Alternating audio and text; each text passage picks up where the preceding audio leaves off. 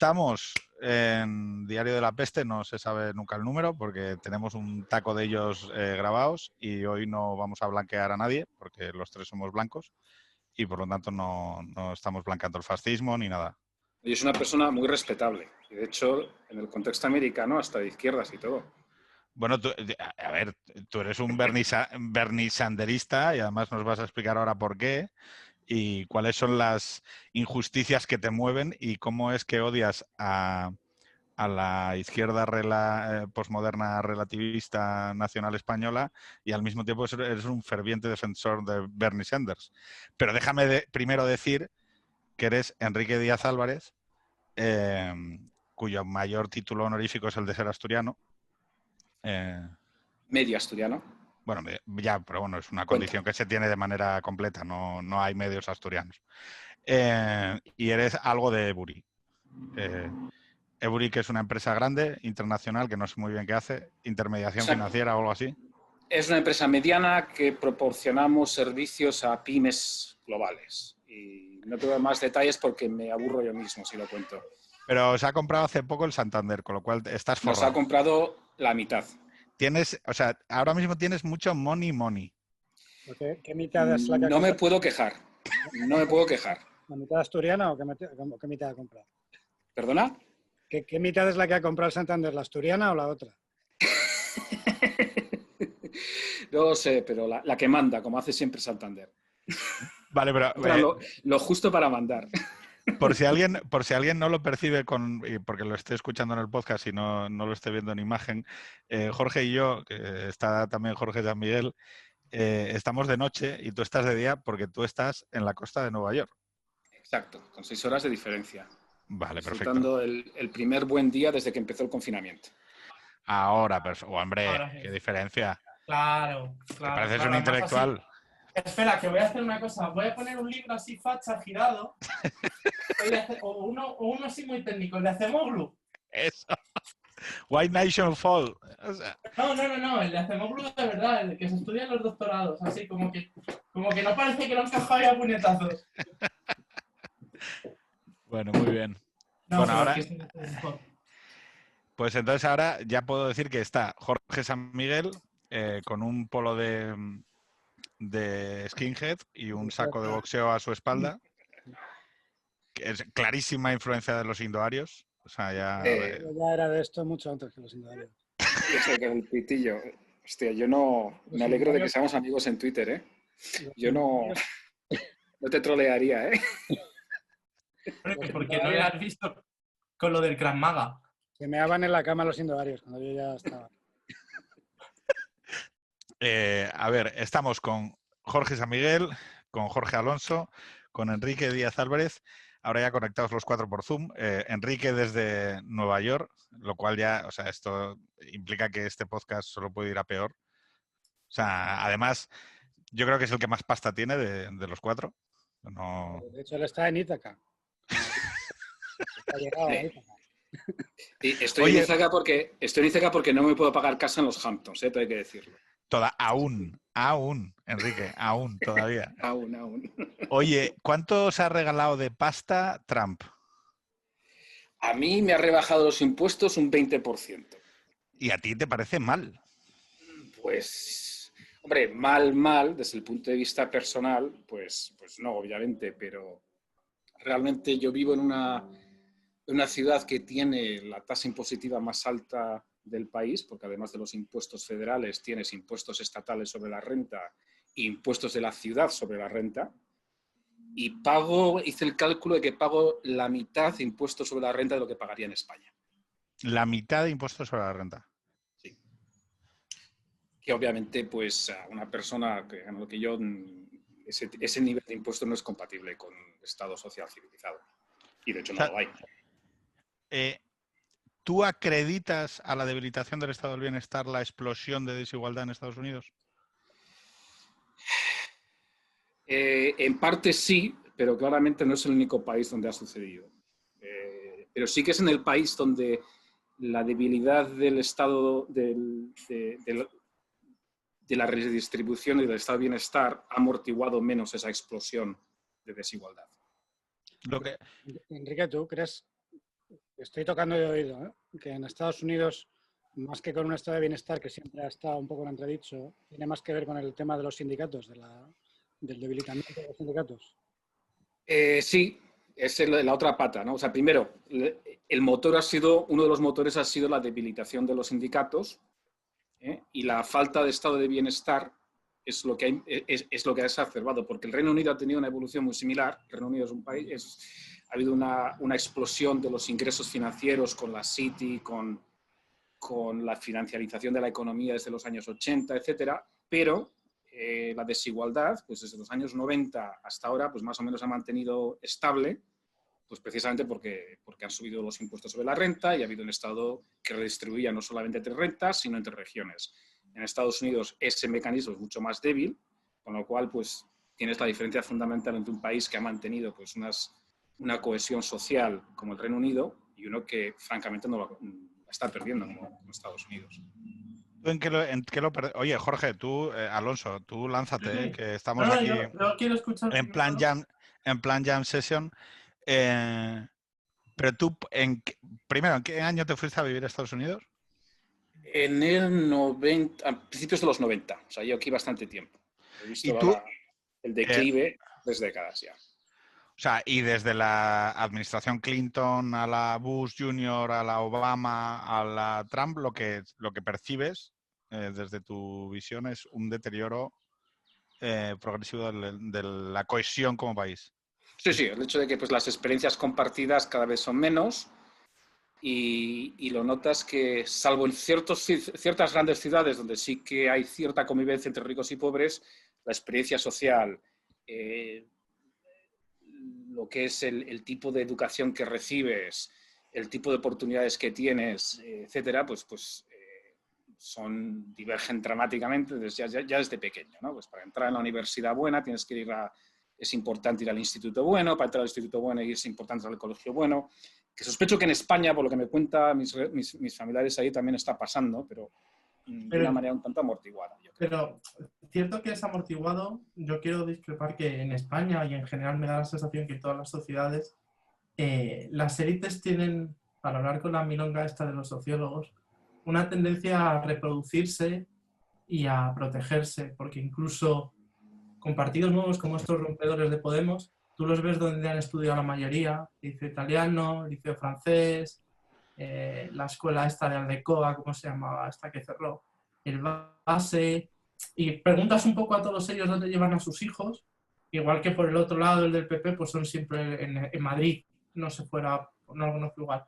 El Recuerdo, ICADE, ICAI, los jesuitas, los colegios de fomento. Es decir, obviamente Estados Unidos es otra liga, es lo que tú dices, no tienen un estado de bienestar y nunca lo han buscado, por lo menos al igual o a modelos estándares europeos. Pero sí que es cierto que si rascas un poquito, en Francia pasa un poco lo mismo con las escuelas de reproducción de funcionarios. Es decir, todas las élites aquí se protegen, e incluso cuando hay cambios de élites o llegan nuevas, como la gente de Podemos, están muy protegidos también. Es decir, raro es el de Podemos que ha llegado, que viene de un instituto público de un barrio de Estrarrade. A ver, yo por añadir una percepción de fuera de la capitalidad, yo creo que hay una diferencia sustancial entre las provincias, vamos a decirlo así, en donde suele haber una homogeneidad o una clase media entendida en sentido ancho, ¿vale? A sitios como Madrid, a donde yo he llegado en el año 2016, y ves una estratificación por capas mucho más... hay muchas más capas, quiero decir, hay mucha más gradación y hay mucha más segregación, tanto urbanística como a nivel educativo. Es decir, la segregación que te puedes encontrar en Gijón pues no tiene nada que ver, también porque, claro, o sea, el nivel económico de la capa élite de burócratas funcionarios, no hablo solo de empresariado, ¿no? Que te encuentras en Madrid, claro, es de un orden de magnitud muy diferente, ¿no? Y entonces lo que te encuentras en Madrid mucho es, pues por ejemplo, la gente de izquierdas lo que suele utilizar en vez de la segregación educativa es también una mezcla de segregación urbanística para vivir en determinados barrios que le dan acceso a determinados colegios. No sé si me explico. Entonces, Sí, claro, no, O sea, quizás el modelo, o sea, Estados Unidos simplemente refleja esas tendencias estructurales de una manera más brutal porque no tiene, primero, no tiene esa inercia social histórica que tienen países europeos donde los cambios son más lentos y no tiene esos elementos de redistribución. Es decir, pero yo creo que, por ejemplo, la diferencia en experiencia educativa, segundo ya, entre un negro del centro de Atlanta y un blanco de los suburbios de Washington es un orden de magnitud superior a la que hay entre una escuela del sur de Madrid y un colegio pijo no sé, reconozco de Madrid, no conozco los colegios, un colegio del Pilar, por ejemplo. El mejor Igual colegio. me equivoco, pero creo que hay una diferencia dramática entre el... Mira, como anécdota, os diré que el colegio más demandado de Madrid, que no es el más caro, porque es concertado, me parece que, no sé el último año, pero las últimas veces que lo vi, se quedaba más gente fuera de la que podían admitir siendo un colegio de línea 5, que es el recuerdo. Un colegio en que Manhattan, no debe costar más de 100 euros al mes. En Manhattan, para meter a tu hijo en un pre-K que le llaman de postín, tienes que empezar, dicen, antes del embarazo, del proceso. No, claro, o sea, aquí necesitas... Es decir, que sí, lo que estamos viendo es un reflejo amortiguado de lo que está pasando. Claro, pero que, por ejemplo, para entrar en este colegio necesitas, por supuesto, los 0,25 que te... O sea, vivir en Madrid, eso es obvio. Los 0,25 que te dan por el distrito de Chamartín, que como bien sabe Jorge es uno de los distritos más caros, si no el más caro. Casi siempre el punto de haber sido antiguo alumno y muchas veces algún otro punto de una guardería privada que, a ver, no son los precios que debe haber en Manhattan, que son escandalosos, porque también incluso el salario de las élites financieras o liberales de Madrid no se aproxima ni por asomo a Estados Unidos, pero unas guarderías a lo mejor 600, 700 euros al mes que te garantizan. Y aún así hay gente que no consigue entrar y solo consigue por tener familia en el centro. Oye, un tema que yo me acuerdo, por mezclarlo con lo que nos digas ahora, Enrique, yo me acuerdo que tú me comentaste el tema de la raza. O sea, porque nosotros todo esto que estamos hablando respecto de lo que lo estamos centrando mucho en Madrid, pero tú y yo ya hemos hablado alguna vez de esto. España sigue siendo un país eminentemente blanco, o sea, donde no se intersecciona, solo hay una raza que ha sido subyugada a lo largo de los siglos, que es la gitana, y otra que fue expulsada. Pensaba que ibas a decir la vasca. La vasca y la catalana, ¿no? No, eso no. Eso es un poder. Y otra que ha sido la judía, ¿no? Que fue expulsada y masacrada. Pero nosotros nunca hemos tenido todavía que transitar hacia un país multirracial. Tú me decías que te llamaba muchísimo la atención allí cómo la desigualdad y el tema de la raza está todavía vivo y coleando, y es una sociedad eminentemente racista. Sí, o sea, quiero decir que un comentario que hiciste tú que me llamó mucho la atención, que a ti te parecía que el tema de la raza, yo te dije, cualquier tema político, por independiente de la raza que parezca en Estados Unidos, de importancia, en cuanto rascas un poquito, es qué es lo que subyace. Me recuerda mucho al problema territorial en España. Sí. Que es un poco el pecado original de la sociedad americana, es la raza, el racismo, el traslado, primero la liquidación de la población india, que bueno, es un problema que hasta cierto punto se solucionó haciéndolos desaparecer, con lo cual ya es un problema evidentemente bueno, es una solución un poco peculiar, pero gestionable. No le hables de los indios a San Miguel, que... Es muy curioso porque los indios fue el precio que pagaron los Estados Unidos por evitar el socialismo. ¿Cómo? ¿Sí? ¿Cómo? A ver. Claro, esto me interesa mucho. Cuando ellos le dicen a la población, a los trabajadores industriales del norte, la manera que tienen de gestionar la presencia de unas masas obreras es la migración hacia el oeste. Es cuando ellos cierto. y dicen, no, tú te vas y ocupas unos acres y esa tierra es tuya. Y es lo que hace, convierte en una sociedad de propietarios, claro, a costa de fundirse a todos los indios. Claro. Tienes una serie de propietarios y luego sueldos de los trabajadores del siglo XIX mucho más altos que en Europa, gracias a la alternativa de largarse al oeste. Pero bueno, el otro problema que subyace es pues, el trasplante de millones y millones de negros a Estados Unidos, que hacen de motor económico durante la primera mitad del siglo XIX. Y bueno, pues ese es el pecado original y pues hay temas, o sea, por ejemplo, la derecha norteamericana le tiene una tirria tremenda al servicio de correos y yo nunca conseguí entender por qué, porque tienen este odio visigodo, este odio tremendo a correos y por fin lo entendí, porque por lo visto en el sur norteamericano, pues correos, al ser una institución federal, ofrecía a los negros casi la única alternativa que tenían a servir en las casas de las familias blancas pudientes. Entonces, no te voy a decir que todos, pero la inmensa mayoría de los temas políticos candentes que hay aquí, que realmente están en disputa y se discuten a cara de perro, en cuanto escarbas un poquito, es el tema de la raza, que luego se complica con las inmigraciones sucesivas, pero que originalmente, y yo creo que todavía hoy sigue siendo un problema de negros y blancos. Y yo encuentro muchos paralelos entre eso y el tema territorial en España, donde todos los temas candentes, todos los temas realmente que se disputan, en cuanto escarbas un poco, pues es el modelo de Estado, la España, el complejo... ¿Y quiénes serían los negros en España? Porque yo, quiero decir, yo siempre he tenido... No hay que pasarse a la hora de estirar los paralelos. ¿Quiénes son los negros en Cataluña? Efectivamente, lo más cercano a los negros sería la clase trabajadora catalana. Porque claro, llamarle los negros a los votantes del PP en Parro y Salamanca queda un poco feo, ¿no?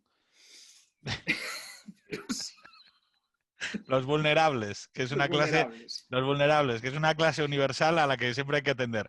Quiero decir que en Cataluña sí que hay un paralelo absolutamente claro. Y de hecho, pues un día me divertí, me entretuve mirando los resultados de PISA entre castellanohablantes y catalanohablantes, que por alguna extraña razón la Generalitat permitió que los publicaran, y resulta que la diferencia entre unos y otros es la que hay entre blancos e hispanos en Estados Unidos. ¿Tú eres politólogo o algo? O sea, ¿estás opinando de esto sin saber? O sea, perdona un segundo. Estoy diciendo intrusismo profesional. Esto es ¿Puede ser que hayas mirado los resultados educativos de los castellanohablantes en Cataluña y hayas mirado que tienen peores resultados en media que los catalanohablantes? O sea, ¿me estás diciendo que has hecho eso? Sí que lo he hecho. ¿Y has sacado una conclusión de eso sobre la inversión? O sea, es un puto escándalo esto. Demuestra que tengo que confesar que sí.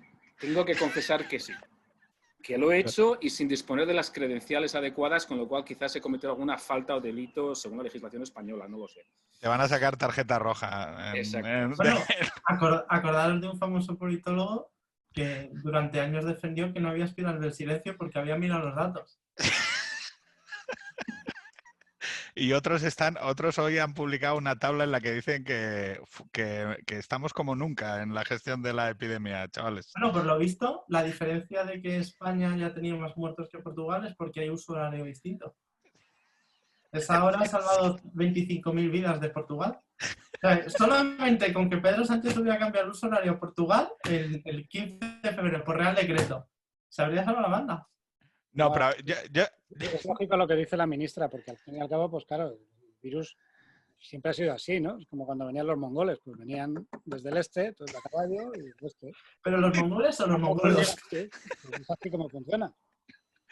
Todo el mundo está al este de alguien. Oye, no, pero ¿y por qué, Enrique? Yo, una cosa que me chocó mucho de un financierito como tú, que sé que no es un nombre adecuado, pero es que ya sabes que no me resisto. No, sí que lo es. Un financierito, me gusta, me lo quedo, financierito. Financierito, ahí la pantalla. El Bloomberg, pero... El Bloomberg. Enrique, tú tienes el CFA, ¿no? Sí, es la única credencial que tengo en el área. Bueno, pero entonces si tiene CFA es el pata negra de los... Es como un Joselito de los financieritos. Jorge, San Miguel y yo de esto no sabemos ni qué es el CCA ni nada. Yo solo me imagino... Yo, cuando me dicen Bloomberg... Mira, yo te voy a decir una cosa. Yo leo todas las semanas reportes de pues eso, de bancos de inversión, de Morgan Stanley, de quien quiera. Y siempre lo firman Si uno es PhD, pone PhD, pero si uno es CFA, pone primero CFA y luego PhD. O sea, con eso me parece un poco triste. La gente que hace eso... firmar con el CFA, PhD. Pero no PhD, CFA, sino CFA, PhD. PhD, sí.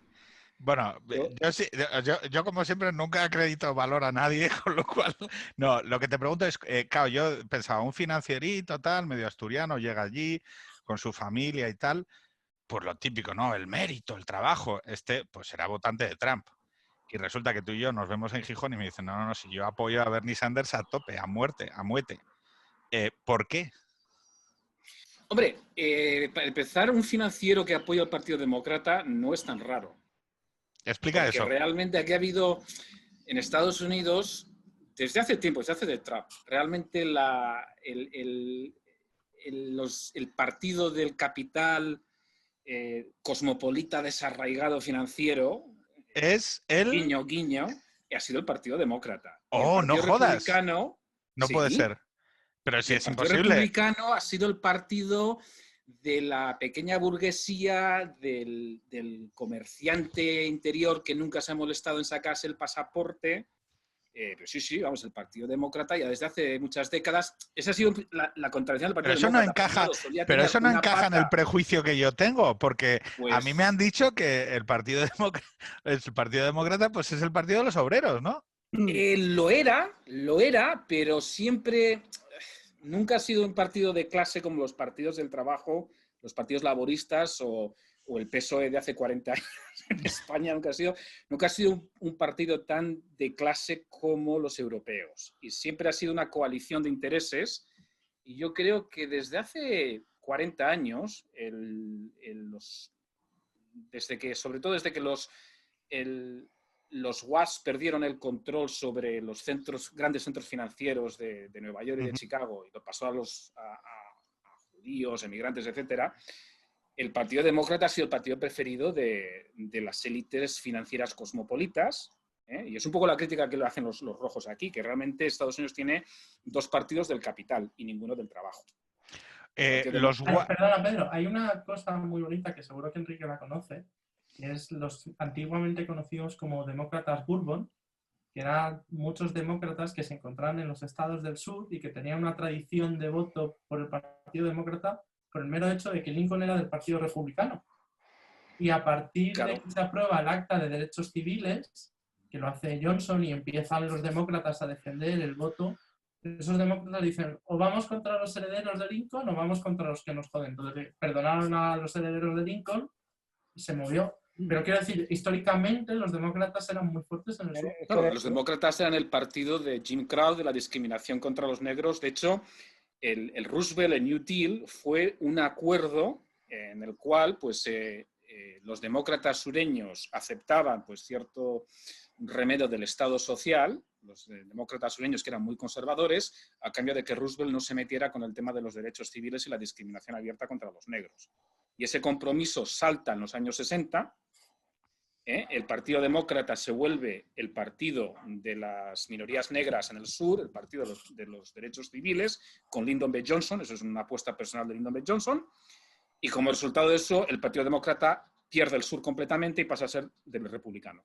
Sí. Y de hecho les cuesta ganar las elecciones. Una vez más, cada vez que escarbas algo aquí, te sale el temita. De hecho, remontándose bastante antes de la Guerra Civil, el primer gran populismo sureño demócrata es el de Andrew Jackson, que es el primero que hace el Trail of Tears, que echa a todos los indios del este, los lleva a una primera gran expulsión de los indios del este, de los estados del este y del sur. Los expulsa y empodera a las clases, a los pequeños propietarios y las clases trabajadoras del sur. Es el primer gran populismo, el de Jackson. Es que aquí la política... Hay artículos, perdona, cuando se ve el fenómeno de Trump, entre muchas comparaciones que se hacían, que si Nixon, que si no sé qué, que si tal, una de las comparaciones que hacían era con Andrew Jackson. Una de las cosas que a mí me causa una cierta sensación, vamos por preguntar, la sustitución de élites. Es decir, si durante los últimos 20, 30 años un país que tenía una estructura social muy determinada ha modificado las élites y que eso ha cambiado la estructura de poder incluso a nivel internacional. Sí. ahí yo creo que está el tema de la desigualdad, de la explosión de la desigualdad es crítico, porque ha sido una explosión fractal. Quiero decir que si miras los últimos 40 años, el ingreso del top 10% ha subido mucho más que el del 90% inferior. Pero si a su vez miras ese 10%, ves que el top 1% se ha llevado la mayoría del botín que le corresponde al 90%. Y si miras al top 1%, el top 0,1% se lleva a su vez la mayoría.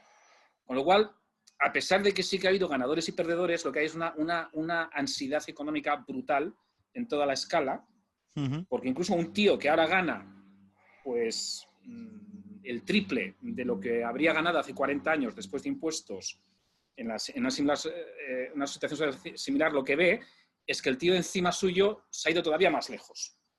Ya. Y que ahora ya los puestos de Harvard no puede optar a ellos porque se los lleva el de arriba. Entonces, eso lo que ha puesto una presión tremenda a las élites a acumular dinero a corto plazo.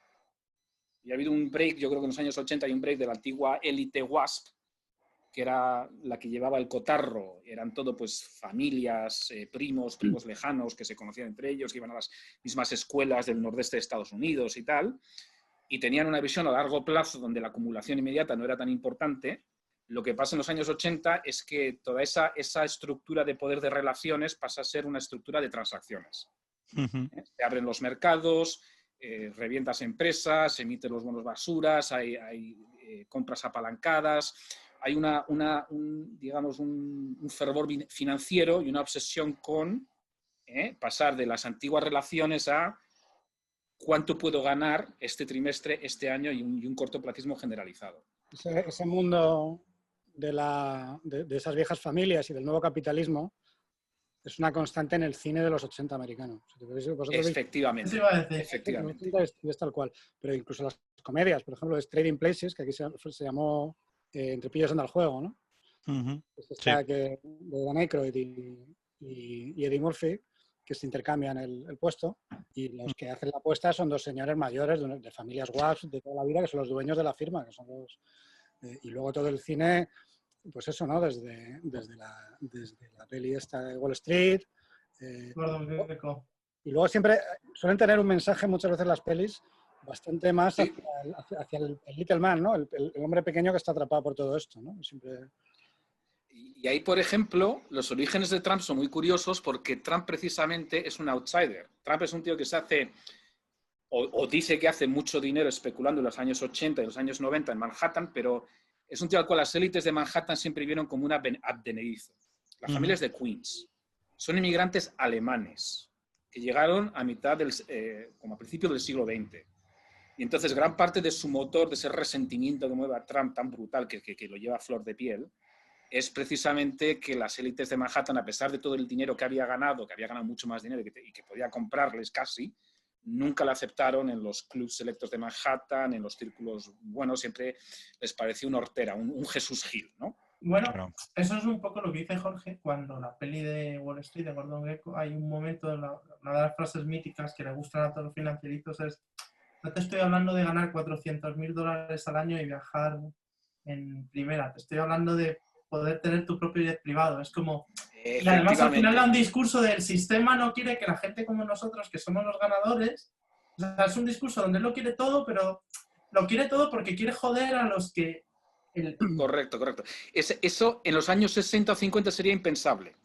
Yo recuerdo un detalle que es que el CEO de la DuPont en los años 50 es un tío que lo que tiene es un Cadillac y una piscina grande en su propiedad.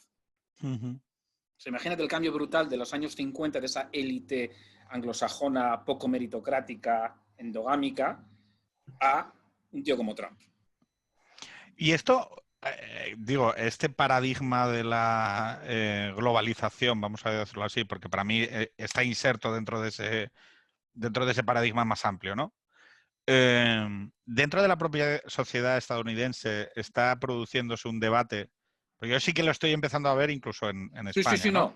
Hay que reconocer que uno de los cambios, yo tiendo a enfocarme a lo negativo, desgraciadamente, pero uno de los cambios positivos es que la calidad del debate político en Estados Unidos en los últimos, yo creo que desde el 2016 ha mejorado dramáticamente, en el sentido de que las cosas que se discutían cuando Clinton, en los años 90, eran auténticas chuminadas casi siempre. Y en cambio los debates aquí, mejor o peor, tratan de los temas, del tema candente. Las primarias del Partido Demócrata han girado de manera obsesiva alrededor de dos ejes. Uno, el seguro sanitario y qué hacer con el problema tremendo que sigue siendo la ausencia de seguro sanitario y que la gente pues se exponga a la quiebra con cualquier problema personal, con cualquier problema de salud. Y por otro, la desigualdad. Claro, Esto en los años pero 90 sería un te debate así pregunto, sería impensable. pero te pregunto, a nosotros que nos llega todo esto es súper intermediado y además estamos los cuatro en el mismo grupo de WhatsApp, digámoslo. Vosotros sabéis que yo estoy un poco molesto por esta caricaturización constante de los debates que nos llegan de fuera, ¿no? Trump es la lejía, o Bolsonaro es un plátano que le tira a los periodistas, ¿no? Cuando en realidad... Trump, A ver, no. es que es una caricatura, ¿no, hombre? Claro, sí, pero es que esa caricatura tiene una función dentro de la comunicación que él hace, que es tenerte dando vueltas, girando alrededor de la pijada que haya pasado ese día absolutamente caricaturista y anecdótica. Estoy de acuerdo. Y eso no solo lo hace Trump, lo hace también gente más cercana a nosotros en España, como Redondo o Sánchez, ¿no? A ver qué conejo de la chiste, los bots. Y entonces estamos durante una semana hablando de bots. Y una semana perdida hablando sobre si el guardia civil y si no sé qué, no sé qué más. Oiga, ¿y la cifra de muertos por habitante qué? Oiga, ¿la desigualdad qué? Oiga, ¿los paraos qué? Entonces, lo que sí que me parece es que en Estados Unidos, ahora, en este momento, hay un debate que se nos está, entre comillas, no es que nos esté hurtando, pero es verdad que, joder, parece que la dimensión de Trump no permite, por ejemplo, preguntarse, oye, ¿las medidas proteccionistas de este tío, cómo están reflejando algo en la sociedad americana o no? ¿Es un debate a largo plazo? ¿Está sucediendo algo Sí, más desde allá luego. de la anécdota? Sin ninguna duda, y lo que yo creo es que la contribución de Trump y el Partido Republicano a ese debate es puramente tóxica y de sabotaje. Yo creo que, no pretendo ser neutral, creo que en la medida que hay un debate útil, y que lo hay, un debate serio que lo hay, que no lo había hace 10, 15, 20 años y ahora lo hay, tiene lugar en el seno del Partido Demócrata o incluso a la izquierda del Partido Demócrata. Por eso tú eras, volviendo a la pregunta inicial, por eso tú apoyabas a Sanders. Sí, Sanders yo siempre he sido una persona de sensibilidad de izquierdas, socialdemócrata, conservador con C pequeña, en el sentido de que mi punto de vista es que mi vida es muy buena, lo disfruto mucho, todo está bien, quiero que mis hijos hereden algo similar y de alguna manera para mí el Estado social es una manera de sobornar a la masa y permitirme que continúe con... Sincera, estoy siendo brutalmente honesto. Esto lo dijo, esto lo tuvimos, es que tengo el programa grabado y no lo saqué, pero Pablo, un amigo nuestro que también está en ese grupo de WhatsApp, lo explicó, dijo, oye, es que la élite quiere disfrutar de determinados derechos y libertades y la única manera que tienes de garantizar el disfrute de esos derechos y libertades es que la globalidad disfruten de un determinado nivel de bienestar y si no garantizas lo uno, no tienes lo otro. Exacto, efectivamente. Esto es simplemente esto desde el punto de vista egoísta y desde el punto de vista moral, pues yo sí que creo que la libertad económica es un mínimo garantizado para quien juega las reglas, es una parte fundamental del contrato social sin el cual pues las cosas que la buena sociedad no se puede imaginar.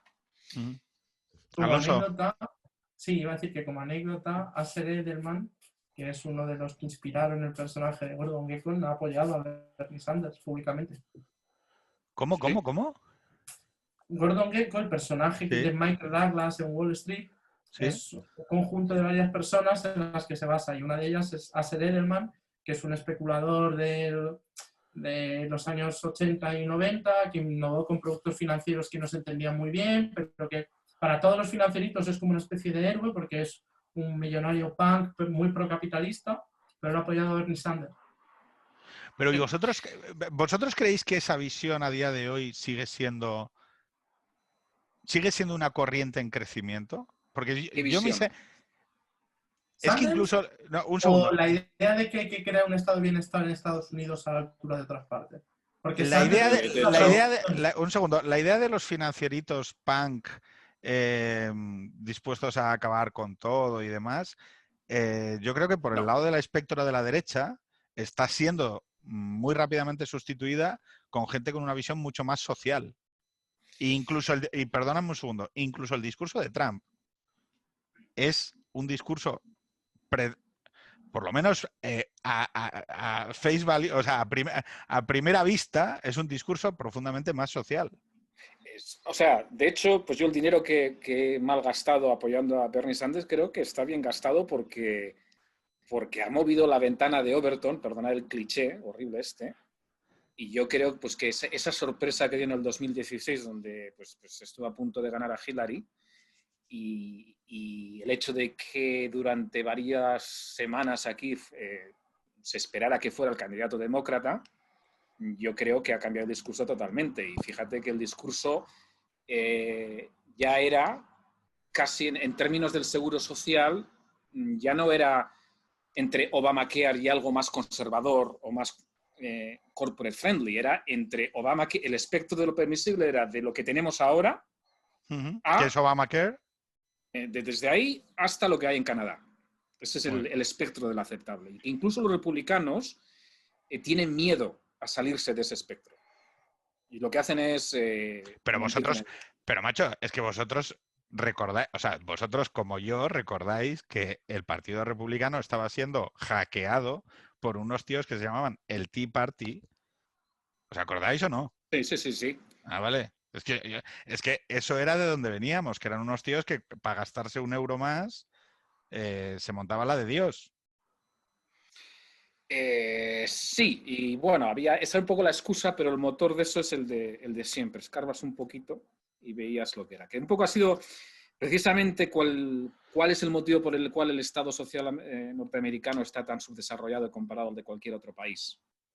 Pues una vez más, el temita de siempre, que es mucho más difícil establecer un sistema de redistribución y de compensación cuando se percibe que el beneficiario va a ser un negro. Bueno, de hecho, esto es un ha sido problema. Siempre el argumento, digamos, de la derecha norteamericana para amortiguar o minimizar ese desarrollo del Estado social. Y ¿Pasa con la los latinos? única vez en la cual hubo Enrique, el gran salto adelante del Estado social americano, que yo creo que fue en los años 30 y en los años 60, en los años 30 hubo que dar sordina completamente al tema de los negros tuvieron que aceptar que no se iba a tocar el tema de los derechos civiles a cambio de eso, y en los años 60 pues se causó una explosión social. ¿Crees que pasa con los ¿Crees que lo que pasa con los latinos también? En menor medida. Porque ¿Y con los asiáticos? Con los asiáticos mucho menos. Y con los latinos menos. Un tema curioso de la raza es la redefinición de lo que es ser blanco. Es que porque en los años, un italiano es blanco, un irlandés es blanco, se han emblanquecido con el paso de los años. Al principio del siglo XIX, blancos eran los Wasps protestantes que habían llegado en el Mayflower, y punto. Y los demás, hombre, ser inmigrante sueco no era tan malo como ser negro, pero casi. Pero ¿sabéis la elección de Kennedy? Generó rechazo en las primarias demócratas, y uno de los insultos más comunes que decían era que como era irlandés y era católico, que iba a obedecer antes al Papa que a la Constitución americana. Porque era racismo contra la idea de no ser un WASP. De no ser protestante. Entonces, los italianos y los eslavos claro, se emblanquecieron después de la Segunda Guerra Mundial. Y los judíos también. De hecho, mi suegro, que fue a la escuela, pues está mi mujer aquí, o sea que tengo que decirlo con bajito, pero fue a la escuela, es una persona maravillosa, muy liberal, demócrata de toda la vida, y fue a la escuela en Nueva Jersey en los años 40, 50 y tal, fíjate, soy viejo ya, me cuenta historias muy interesantes de hasta qué punto, pues, quién podía salir con quién, y con quién se le permitía salir. Y cómo iba cambiando con el tiempo, a quién se le consideraba digno de... Macheable.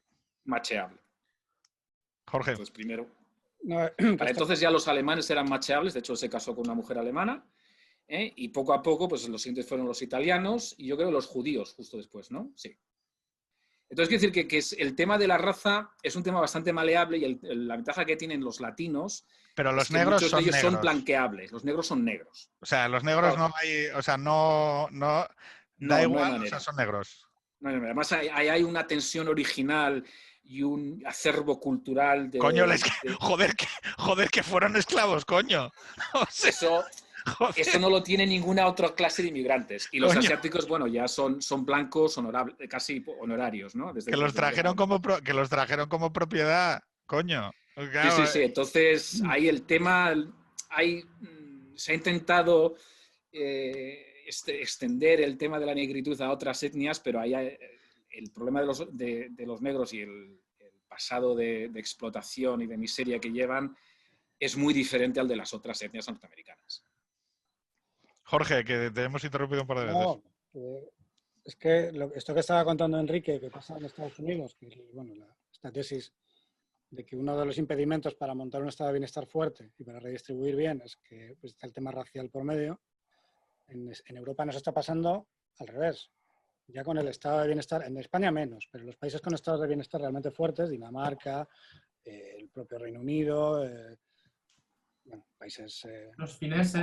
etcétera, ya con el estado de bienestar fuerte montado y con una tradición de redistribución que en países como Suecia pues, se remonta a principios del siglo XX o antes, de repente llega la inmigración y entonces se te plantea el mismo problema y entonces lo que tienes, claro, entonces eso tiene que tener alguna válvula de escape, que es o quitas estado de bienestar o quitas inmigración, porque si no la gente entra en una ebullición porque está redistribuyendo hacia afuera de la comunidad, ¿no? De lo que ellos entienden. Jorge, es que, uy, no, pero es que vuelves otra vez a hacer una asunción, que es que la gente tiene derecho a expresar preferencias en estos casos.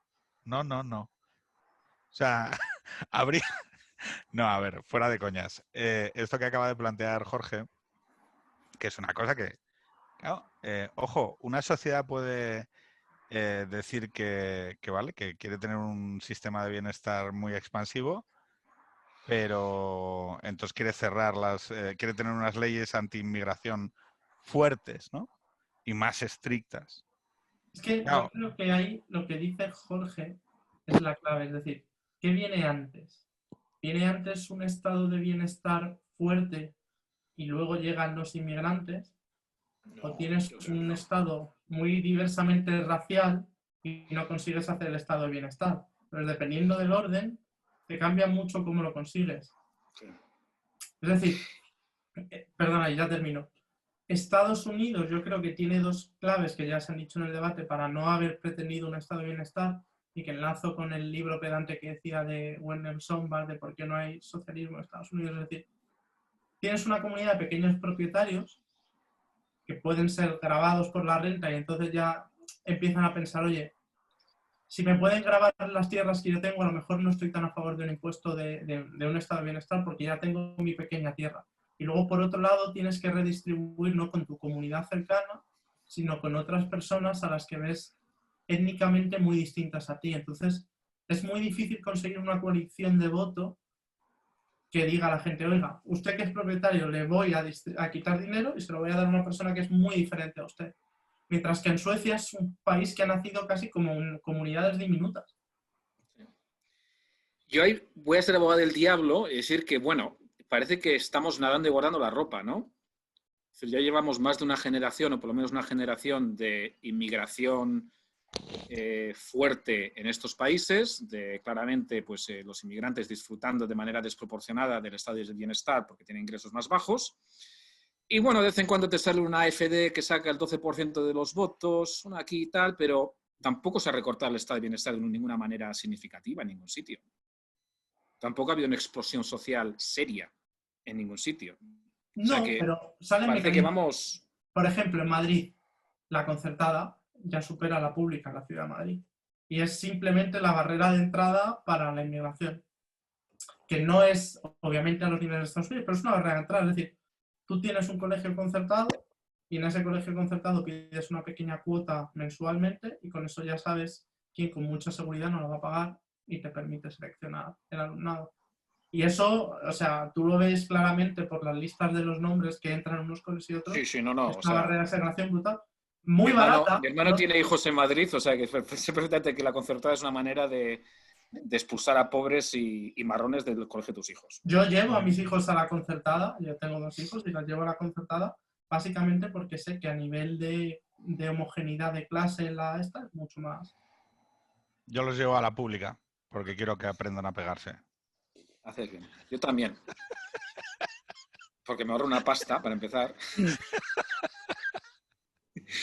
Y porque la pública en Nueva York tiene una variedad tremenda. Si no son capaces de sobrevivir en la pública, entonces es que no merecen la pena que hagamos ningún tipo de esfuerzo. Luego está la pública, como bien sabe Jorge, que funciona como concertada simplemente porque para tener una casa ahí pues tienes que pagar 600.000 euros y entonces la escuela te sale gratis, como un chale que hay en un pueblo de la sierra que han comprado unos políticos españoles, un matrimonio que casualmente han llegado los 2 a ministros, y entonces, claro, hay como una especie de barrera de entrada y entonces no tienes que gastar 100 pavos al mes, pero te gastas 600.000 euros. De hecho, yo quiero decir... El sistema educativo americano completo es así. La educación pública no se financia a nivel estatal ni federal, se financia a nivel local. Entonces, un barrio rico de Connecticut, la escuela pública, igual se gasta 30.000 euros por alumno y año. Y un distrito pobre aquí fuera en el Nueva York rural, igual se gasta $6.000, 5.000 euros por alumno y año. ¿Hay algún mecanismo de redistribución a nivel estatal? Ninguno a nivel federal, pero en general la desigualdad es brutal. Y aquí, básicamente, cuando compras casa, por lo menos fuera de las grandes ciudades, lo que estás comprando es acceso a un distrito con gente con el nivel de ingreso suficiente para vivir en ese distrito. Claro. O sea, que no pagas mucho de colegio, pero pagas una parte de alquiler. Hay historias de gente que ha intentado hacer trampas y meter a su hijo en el distrito de al lado, que son ricos y ellos son pobres, y algunos, sobre todo si son negros, han acabado en la cárcel, ¿eh? No fastidies. Sí, en el sur. En el norte los echan y no pasa de ahí, pero en el sur hay bastantes casos de gente que le han metido, pues no sé si como mínimo multa o incluso cárcel por mentir en el formulario y poner la dirección dentro del distrito bueno y mandar al niño ahí. Aquí no, aquí la gente usaba la vivienda de los abuelos y de todo. O sea, no, pero es delito, ¿eh? Es que es un ancla clave de la estratificación social americana, es el distrito escolar, porque todo depende de ahí. Depende del distrito escolar donde vayas, vas a la universidad X o la Y. Oye, pero... En el distrito hay que pagar.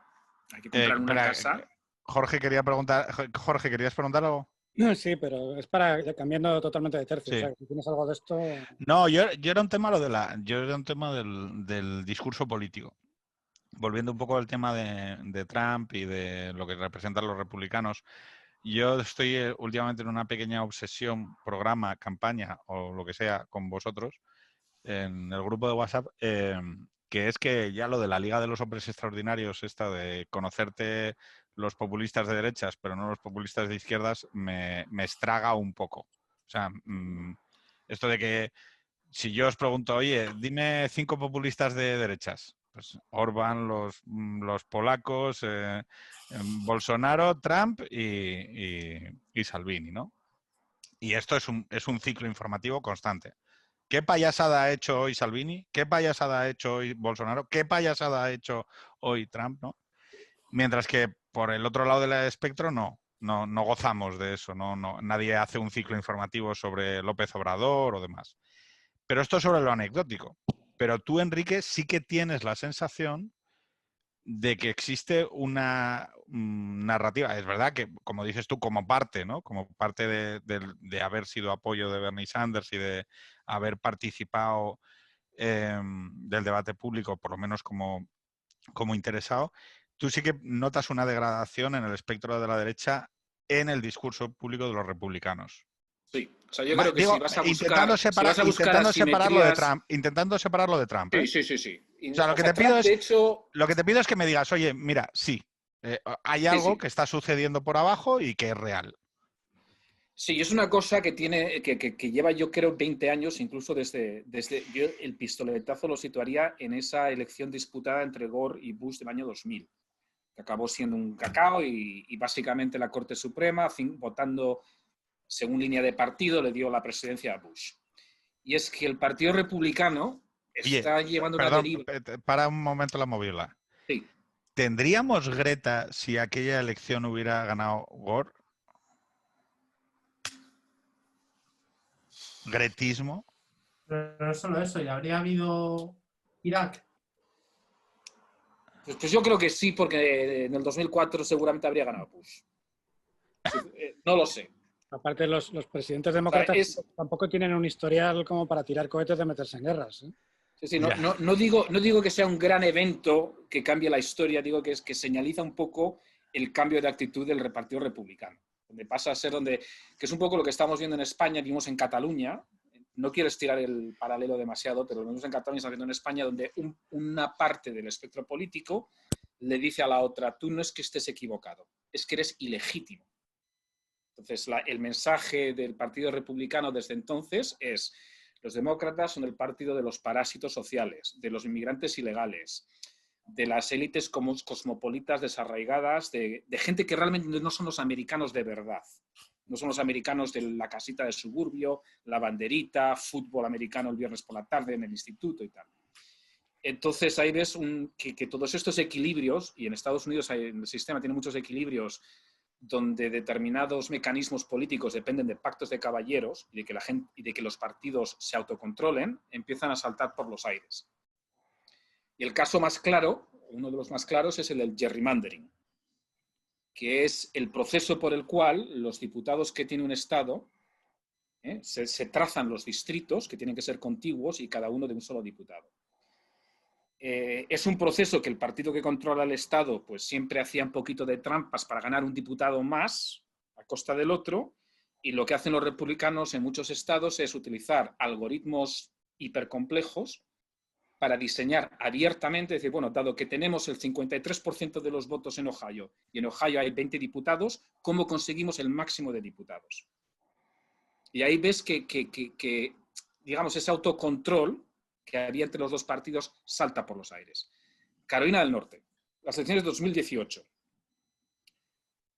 Elige 13 diputados Carolina del Norte, los republicanos y los demócratas sacaron la mitad de los votos cada uno, los republicanos sacaron 10 diputados y los demócratas 3. Uh-huh. De hecho, los demócratas ahora mismo en la Casa de Representantes tienen que ganar por 7 puntos o más para tener mayoría, debido a los diferentes movimientos en otros estados. Es cierto que los demócratas también han hecho algo parecido a algún otro estado, pero nunca al mismo extremo. Esa idea de... otro ejemplo, por ejemplo, es cuando le robaron el juez de la Corte Suprema que tenía derecho Obama a proponer al Senado, dijeron, no, usted no, esperamos a las próximas elecciones. Hay toda una serie de maniobras donde los republicanos dicen, ¿sabes qué te digo?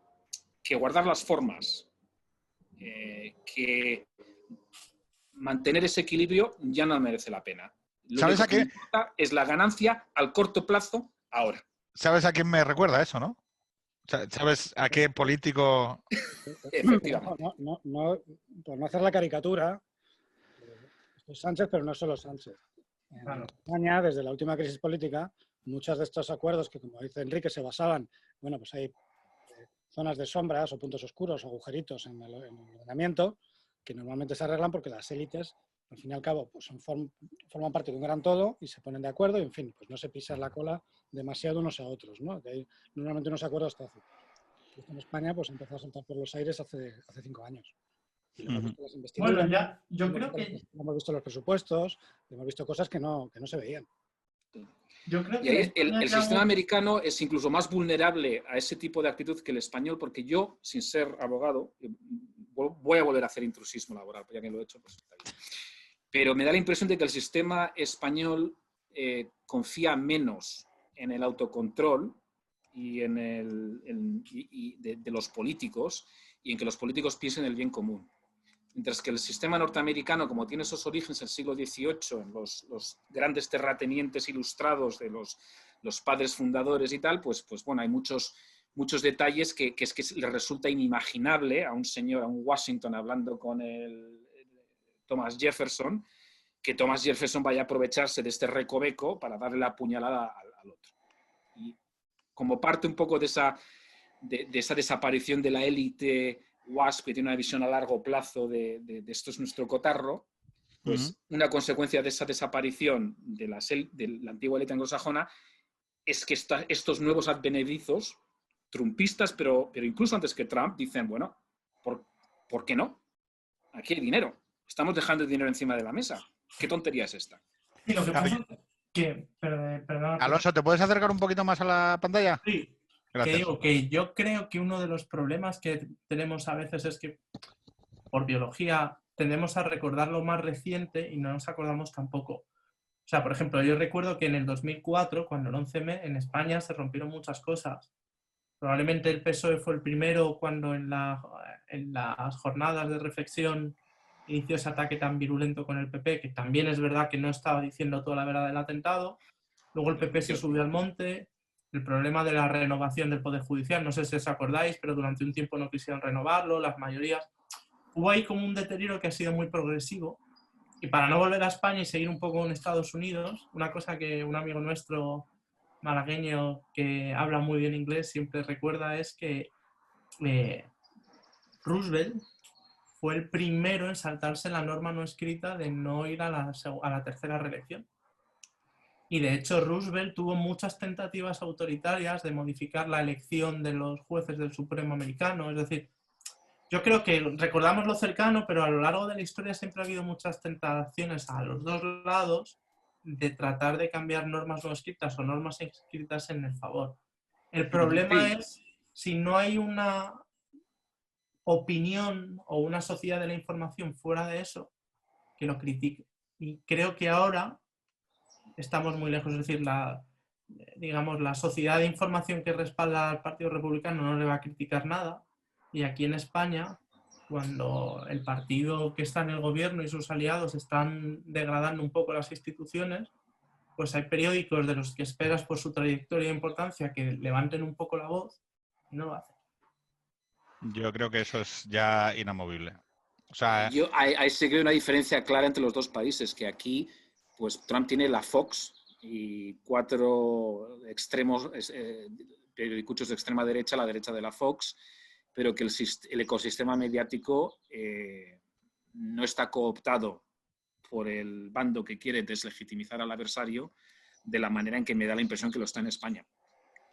Hay una resistencia clara, una no aceptación de esa deslegitimización. Enrique, ¿qué hay detrás de Trump? Quiero decir, ¿qué son estas nuevas élites republicanas que no son los viejos WASP y que ya son unas élites, digamos, pues al estilo del sanchismo, que les da un poco Pues sí, un poco las élites que salieron de los años 80, ¿no? Del pelotazo, la financiarización. De hecho, pues Trump, que es un tío, es un vendemotos y un especulador. Ese es su origen, ese es cómo ha ganado su dinero. Entonces, realmente ahí yo no me di cuenta hasta qué punto pues las nuevas élites republicanas que han salido de esa especie de caldero de los años 80 y 90, de los subidones de los precios de los activos, los pelotazos, etcétera, pues iban a sentirse perfectamente cómodas con un tipo como Trump.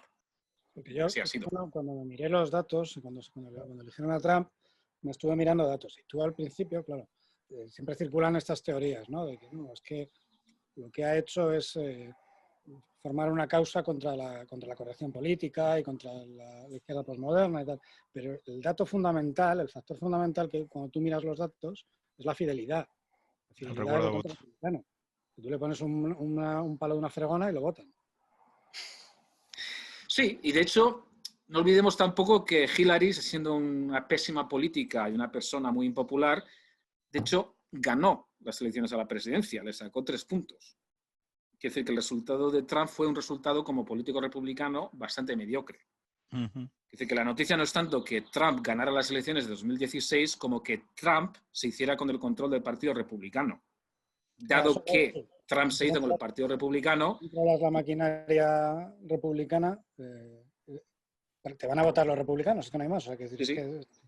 y luego ya tiras los dados. Puede ser 5.000 votantes en ¿Me estás diciendo que si alguien controla la maquinaria del Partido Socialista le van a votar, haga y diga lo que haga? Raca, raca, ¿eh? No deja respirar el argumento, tío. Raca, raca.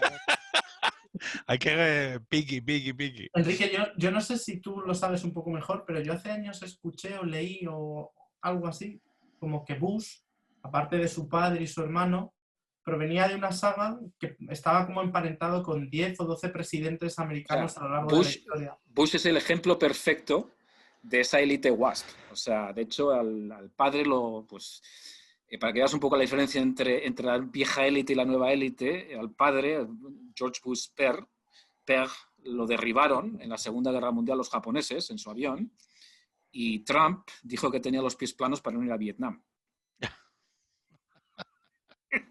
O sea, que ahí yo creo que es un detalle que te dice bastante de un poco el cambio de actitud, ¿no? Sí, sería una broma, ¿no? Pero alguien me dijo que Bush tenía... Sí, no, la familia Bush es... Con los líderes WAP, que incluso era familiar lejano de Pocahontas. Es decir, que sabes que Pocahontas era una princesa india que se casó con nobles...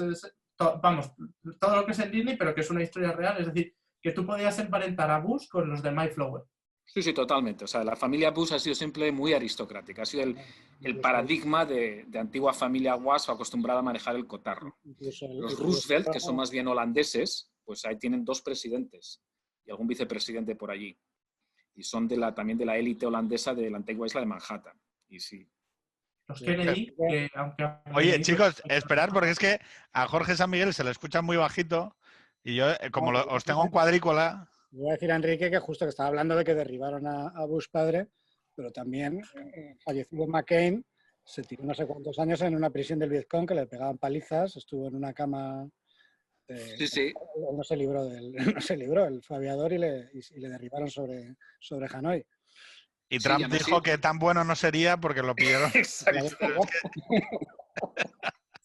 Oye, pero yo es que ya llevamos más de una hora y yo, para no seguir sin dejar respirar el argumento, porque al final no sé si alguien quizás lo ha captado, pero mi idea más o menos es trazar un paralelismo entre lo que está pasando con el Partido Socialista en España hoy. Oye, Pedro, solo un segundo, antes de machacar, ¿cuándo cantamos los himnos nazis para nuestros fans de internet que nos estarán escuchando? ¿Es ahora o es al final? Porque tengo ahí la bandera y eso. No, eso solo es en momentos especiales. No, que lo que sí que quería preguntar es, Enrique, una persona, un financierito, apoya a Bernie Sanders, jateas como incluso más que yo, bueno, no, estamos más o menos a la par, a la izquierda española. Sí, pues es que realmente me molesta mucho que me obliguen a estar en la trinchera derecha, pero la no izquierda.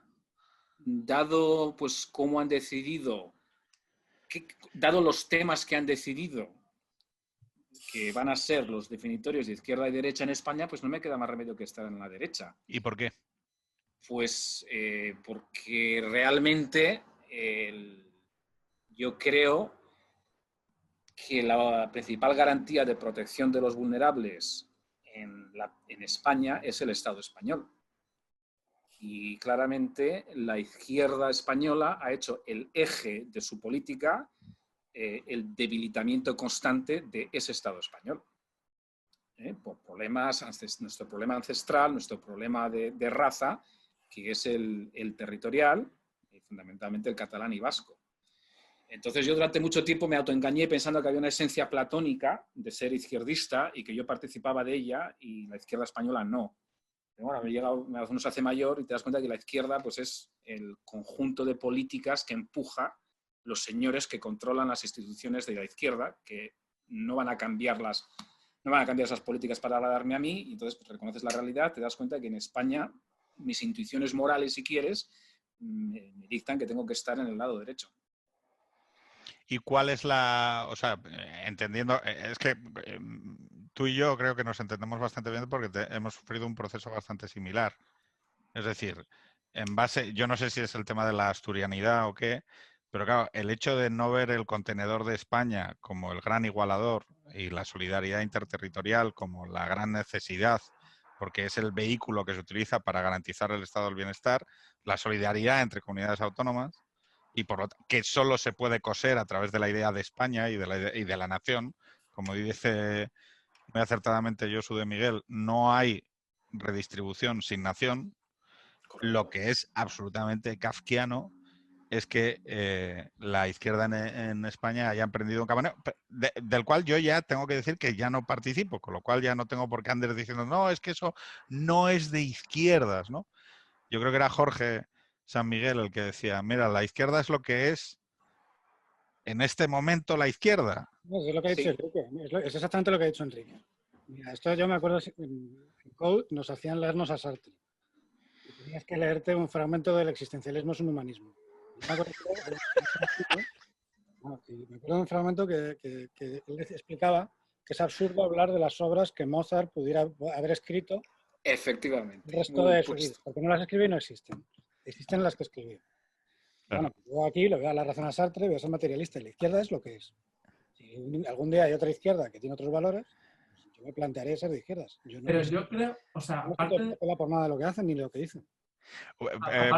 aparte de los valores, que obviamente... Acércate un poquito, Alonso. Perdonad, y digo que aparte de los valores, que obviamente hay un poco de herencia de ese miedo atávico a todo lo que suena a España por esa sensación que tienen de asociarlo al franquismo, también es un poco cierto que desde Zapatero en 2004, por alguna razón electoral que yo no entiendo, porque como no soy del gremio, pues sabéis que no puedo opinar ni mirar cifras, pero sí que es cierto que es como que la coalición posible que tiene el PSOE siempre es no solo con los nacionalistas que eran hasta entonces más o menos aceptados, que era el PNV y CiU, que estaban hasta ese momento un poco más o menos dentro del orden, si me das un poco de paga no termino de cuestionarlo todo, y entra RC.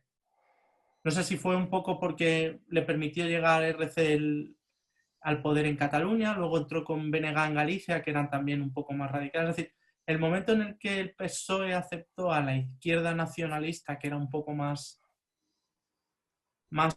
en aquel momento más opuesta a la idea de la nación española o más beligerante, se rompió la coalición y ahora es que veo virtualmente imposible que el PSOE, bueno, hubo una posibilidad, consiguiera tener una coalición de poder si no es con ellos. Porque yo creo, y es que más, es que porque muchas veces cuando hablamos de la izquierda posible, al final es un voluntarismo.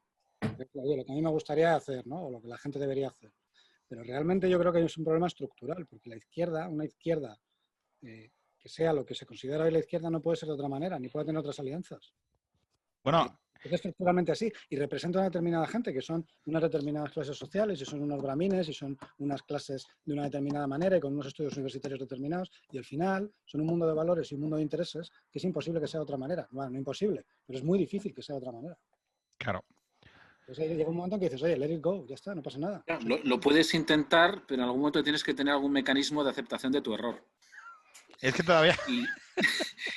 todavía nos encontramos con gente a la que apreciamos y queremos mucho y que sabemos que es gente inteligente, pero que llevan todavía, o sea, llevan 30 años diciendo, no, es que izquierda no es esto.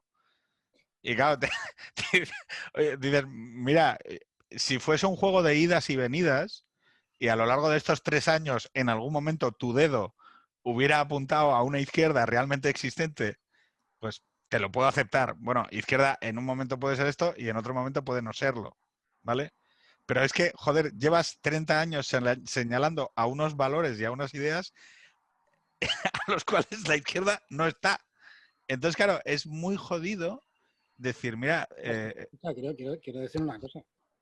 El último proyecto que ha habido, o la última posibilidad que ha habido de una izquierda, en ese sentido, de una alianza centro-izquierda, incluso derecha-izquierda, como lo quieras llamar, que ha sido el pacto entre Ciudadanos y el PSOE en 2016. Sí. Ese pacto no sale adelante, pero primero porque evidentemente el PP no vota a favor de la investidura de Sánchez, porque no tiene por qué, pero ¿quién es el otro que se lo carga? Podemos. La izquierda que había salido en los últimos años que había crecido a partir del zapaterismo y del nuevo entorno de medios del zapaterismo y de la nueva izquierda. O sea, es la izquierda la que dinamita eso, porque le parece mal, y me parece muy bien, es una valoración normativa, les parece mal, ese canon de política no les parecía bien. Bueno, pues muy bien. Y hay que admitir que es una izquierda refrendada en las urnas. No, es que, a ver, este es o sea, la única, para mí, donde uno empieza a curarse o a sanarse, ¿no? Aquí hay un grupo de gente a los que saludo afectuosamente de la izquierda barcelonina y hospitalenc que tienen a bien escuchar el podcast. O sea, vamos a decir que aquí hay mucha gente que no se pierde ni uno. Estamos alcanzando el grado del losantismo, ¿no? Es que escuchan más los del otro lado que los... Pero necesitamos una sección de insultos de Jorge Samuel. Hay un grupo... Hay un grupo de gente, o sea, que lo escucha para enfadarse.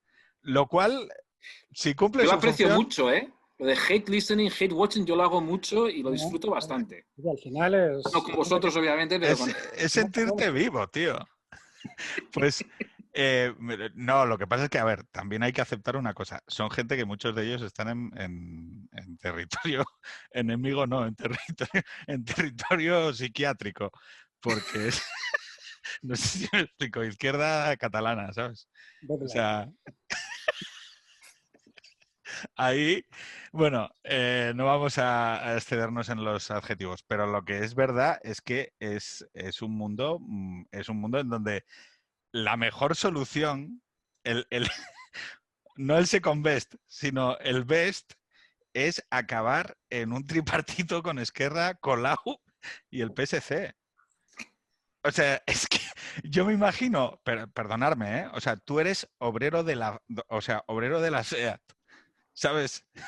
Y, o sea, tú sales después de hacer 8 horas tu puto turno poniendo tuercas. Y ves a Pisarello, a Colau, hablando de huertos urbanos. Disfrazador de Superman. Claro. De crecimiento. Y es que aquello tiene que ser muy jodido. O sea, no lo digo, quiero decir, entre los becarios. Pero Barcelona y Cataluña. Entre los becarios investigadores, Colau y demás, aquello tiene que ser un puto cachondeo. Pero pues, hombre, el trabajador sí, pero el liberado de comisiones obreras UGT de la SEAT no ha tenido mucho problema en integrarse en el sistema, ¿eh? El del Fular está encantado. Ha hecho un ERTE. Acaba de hacer... Quiero detenerme en el hecho de que salga un señor que se UGT con un fular con calaveritas. O sea, es como... Me parece una performance, una cosa situacionista, ¿no? Es como una... Yo esperaría no sé, de ahí ya a la camisa de Scalpers. Bueno, nadie sabe si ese pañuelo con calaveritas, ese fular era de Scalpers. Pero... Puede ser de Scalpers. Que a lo mejor le pone mazo, tiene un rollo erótico llevar prendas españolistas, porque no hay nada más nacionalista español que Scalpers. Una línea para sindicalistas. He pillado lo de Scalpers porque es cliente nuestro, entonces sé quiénes son. Joder, ¿cómo sois los financieritos, tío? Oye, chicos, yo creo que vamos a dejarlo ya. Además que se ve... Jorge, enséñanos el saco de boxeo, anda. A ver. Las historias que contáis de cuando eres jóvenes me hacen sentir como que tenía una vida muy protegida y muy poco interesante. Bueno, no. Igual nací 10 años demasiado pronto. Yo perdí mucha... o sea, en realidad lo cuento porque es lo único que te da, porque lo que me ha quitado, o sea, lo que te quita es muchísimo, o sea, que no... Pero, Enrique, tú sabes que ahora entre los financiamientos a ti te ha comprado el Santander, Enrique, no sé si me explico, y yo tengo un podcast. De pringaos. Pero Enrique, tú sabes que ahora mismo lo más in en España de financieritos son boxeo para pijos. Por Dios, esas cosas no hago. Están arrasando los box de boxeo para pijos, donde están como una horita y les enseñan un poco de... O sea, que es muy probable que muchos CFA de España tengan un saco de boxeo en su chale de Boadilla. ¿Pero qué es CFA, tío? ¿Qué es eso? ¿Qué mierda es eso? Es un examen. Charter Financial Analyst. Es un examen muy difícil y que tienes que pagar y entonces con eso pues le dices al mundo que estás dentro de un club. Pero tiene una ventaja que que te gastas en total, no llega a los 3.000 euros de matrícula en los 3 años. Y es mucho más puedes barato que el estudiar, MBA que lo estudias por tu cuenta, te presentas, te has gastado 3.000 euros y 0 años, si estudias, y tienes una credencial de bastante prestigio.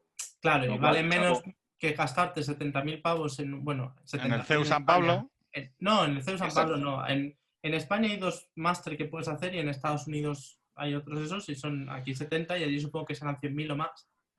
Y el CFA es barato y te da un reconocimiento. O sea, por 1.000 euros, son 3 años y por 1.000 euros al año es la matrícula y los materiales de estudio. Y ala, a empollar.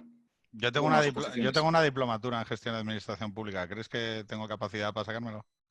¿Te No dan bien los puedes. números? Tienes que trabajar 4 años en el de financierito y tú no puedes ser financierito, lo odias, va contra tu forma de ser. Nah, no Tendrías hace que llevar falta. gomina, tendrías que llevar tirantes. Yo sería un financierito cojonudo. No, Sí. Tendrías que perder 20 o 30 kilos. Te veo de ventas de JP Morgan muy bien, ¿eh? Colocando estructurados ahí al metro de Lisboa. ahí, a tope. Y subprime. Esto subprime a tope. Chicos, ahora ya sí, que son Venga. las 12:30 y hay que dormir y que tenemos que descansar. Oye, muchísimas gracias, ¿vale? Gracias, Un Gonzalo. saludo a Venga, hasta nuestros luego. haters. Sí, un placer. Un Me lo he saludo. pasado muy bien. Venga, adeu. Hasta luego.